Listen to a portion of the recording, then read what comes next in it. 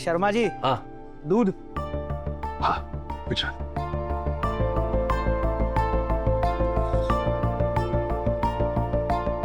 लो।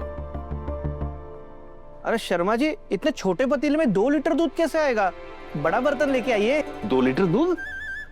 अरे बेटा, इतने सारे दूध का हम क्या करेंगे? अभी तो हम 2 लोग ही रहते हैं इस घर में। अरे पर पुष्पा जी ने कल फोन करके बोला था कि कल से 2 लीटर दूध दे रहा।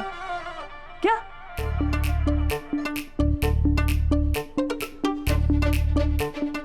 एक मिनट। पुष्पा जी, पुष्पा जी, पुष्पा जी, आपने दूध वाले भैया को 2 लीटर दूध के लिए कहा था। अरे शर्मा जी, मैं झूठ क्यों बोलूंगा? अरे 1 मिनट रुको ना भाई। पुष्पा जी, पुष्पा जी, आपने दूध वाले भैया को 2 लीटर दूध देने के लिए कहा था। अरे शर्मा जी, अगर नहीं बोला तो मैं लेके आता क्या? अरे अब इतना सारा दूध है, कहाँ बेचूंगा इसे? अरे भाई 2 मिनट रुकोगे? मैं अपनी पत्नी से बात कर लूं। अरे पुष्पा जी बताइए ना, आपने 2 लीटर दूध के लिए भैया को बताया था कि नहीं? बताइए ना। अरे ले लीजिए ना।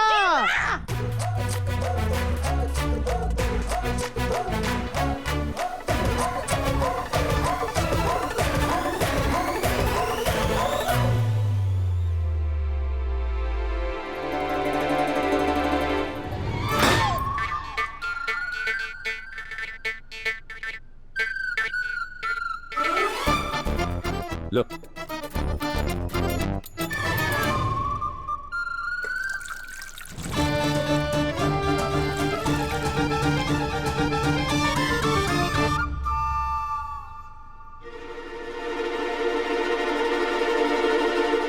पुष्पा जी, आप ये अचानक से फिजूल खर्ची क्यों कर रही है? क्या चाहती क्या हैं आप? अरे दूध जल्दी से गर्म कर दीजिए वरना फट जाएगा, नुकसान हो जाएगा। 2 लीटर दूध है, 2 लीटर। हाँ, समझ गया समझ गया। वाह वाह वाह, रखी माँ। शर्मा जी, भी अगर आपको बताएगा कुछ तो आप गुस्सा करेंगे। पहले मेरा बिजनेस अच्छे से चल पड़े, फिर शाम से आपको बताऊंगी कि आपकी बेबी कितनी स्मार्ट है। पुष्पा जी, ये खाइए, गर्मा गर्म लाया हूँ। पुष्पा जी, आप महान हैं। यदि आप नहीं होती तो नहीं जाने हमारा क्या होता। आपने हमारा काम करवा कर हमारी लाइफ बना दी। पुष्पा जी, आप तो हमारे लिए भगवान हैं। अरे जो काम सरकारी दफ्तर में चक्कर लगाने के बाद भी इतने सालों में नहीं हुआ, वो काम इन्होंने एक ही दिन में करवा दिया। पुष्पा देवी जिंदाबाद, जिंदाबाद, जिंदाबाद।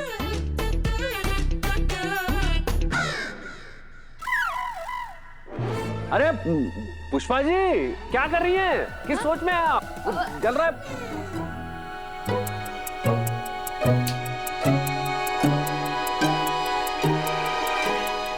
ये लीजिए, पराठे खाइए। अरे जला दिया। पुष्पा जी, अगले महीने से हमें बैंक के लोन की किस्तें भी चुकानी होगी और आप ये बिना सोचे समझे जो फिजूल खर्ची कर रही है ना, उससे तो ऐसे लग रहा है कि एक दिन हम बड़ी दिक्कत में आ जाएंगे। अरे शर्मा जी, आप क्यों फिक्र कर रहे हैं? लोन है, कोई भूत प्रेत नहीं जो आप ऐसे डर रहे हैं। हो जाएगा, सब चुका देंगे हम। आप शांति से पराठे खाइए। जरा समझाइए मुझे कैसे चुका देंगे? पुष्पा जी, हमने जो ये बिजनेस अभी नया नया शुरू किया है ना, वो ठीक से शुरू भी नहीं हुआ है और इसी बीच में इतना बड़ा खर्चा हम कैसे करेंगे? जहाँ चाह वहाँ राह, यही तो आप बचपन से अनु को सिखाते थे ना, तो थोड़ा बहुत मैंने भी सीख लिया। निकल आएगा रास्ता। आप भी हो, मैं भी हूँ, धीरे धीरे करके चुका देंगे। आप पराठे खाइए ना। पुष्पा जी, आप भी ना। अरे पुष्पा जी, खाइए। आप है ना शर्मा जी, बहुत ज्यादा सोचते। इतना दिमाग चलाएंगे ना तो खाना पचेगा नहीं, इसीलिए कह रही हूँ शांति से पराठा खाइए और दुकान में जाइए। पुष्पा, ये हलवाई ना सुबह से 3 बार पूछ चुका है इसका लोड शेडिंग का काम हुआ है कि नहीं। हाँ पुष्पा, वो टेलर वाली भी पूछ रही थी। तेरी आर्यवर्धन जी से बात तो हुई है ना? हाँ, मैंने वो लिस्ट बना करके अनु को मोबाइल पे भेज दिया है, लेकिन कल से अभी तक अनु से बात नहीं हो पाई। तो फिर ये काम होगा कि नहीं? और नहीं हुआ तो? अरे तुम लोग क्यों घबरा रहे हो? काम कैसे नहीं होगा? देखो, आर्यवर्धन जी जो है वो बहुत बड़े बिजनेसमैन हैं। हजारों काम होते हैं उनको। हो सकता है किसी काम में बिजी होंगे, इस वजह से अनु से बात नहीं हो पाई होगी। मैं कल अनु के ससुराल जाती हूँ और वहां जाके आमने सामने बात करती हूँ, फिर उन्हें समझा दूंगी। ठीक है? मैं इसको बोल देती हूँ। हाँ हाँ ये ठीक रहेगा।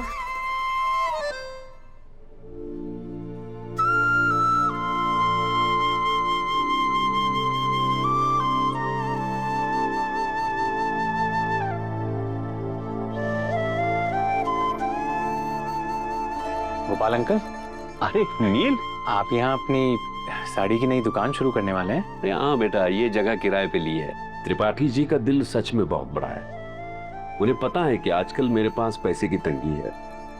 बिना बोले ही किराया इतना कम ले रहे और ऊपर से दुकान भी एकदम नई सी करके दी है। जब तक अपनी पुरानी दुकान ठीक करवाने का इंतजाम नहीं करवा लेता, तब तक यहीं से साड़ियाँ बेचूंगा।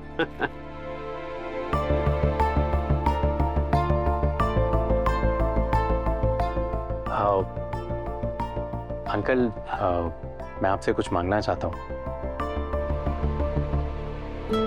मुझसे क्या मांगना चाहते हो और मैं क्या दे सकता? आपसे आपकी परमिशन चाहिए। परमिशन? कैसी परमिशन?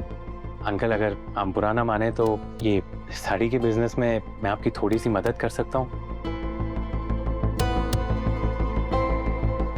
अरे नील बेटा, तुम अपने लिए बड़ा काम ढूंढने की बजाय इस छोटी सी दुकान में क्या करोगे? और मैं तुम्हें पैसे भी नहीं दे सकता। अंकल, सैलरी की बात किसने करी? वैसे भी अभी मैं कोई काम नहीं कर रहा हूँ, जॉब नहीं है फिलहाल, तो जब तक खाली बैठा हूँ आपके साथ रहकर साड़ी का काम सीख लेता हूँ और आपकी थोड़ी सी मदद भी हो जाएगी।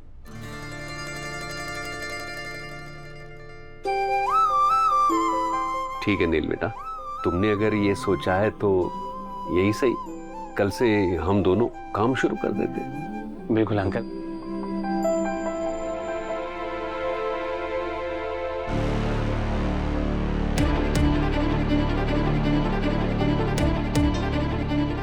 अरे सर, अगर आप चरण भैया को इस ऑफिस में काम दे देंगे तो मैं आपको माफ कर दूंगी।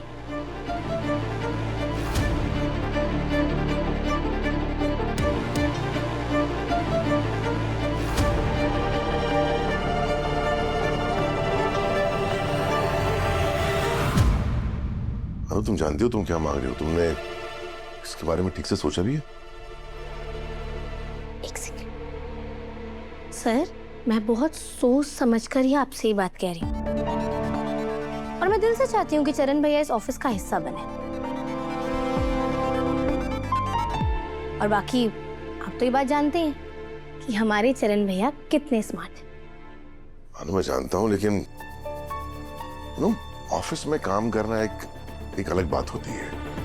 यहाँ काम करने के लिए अलग स्किल्स आनी चाहिए और मुझे पूरा भरोसा है कि चरण भैया सारी स्किल्स बहुत जल्दी सीख लेंगे। आप एक बार उन्हें कोई छोटा मोटा काम देकर तो देखिए। आप बिना ट्राई करे ऐसे मना क्यों कर रहे हैं? एक चांस दीजिए इन्हें और ये सबको प्रूव कर देंगे कि ये वर्धन ग्रुप ऑफ कंपनीज में काम करने के काबिल है। देख लीजिएगा।